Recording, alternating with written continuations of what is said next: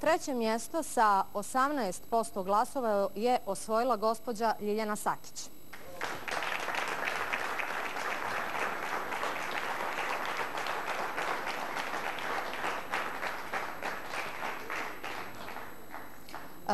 Drugo mjesto i 25% vaših glasova osvojio je gospodin Damir Arnaut.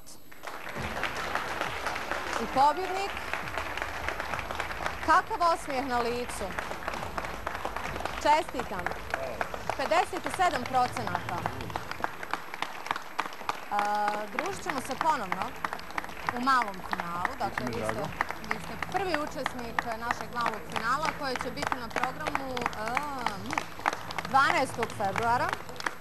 Morat ćete pratiti piramidu, ali to svakako činite.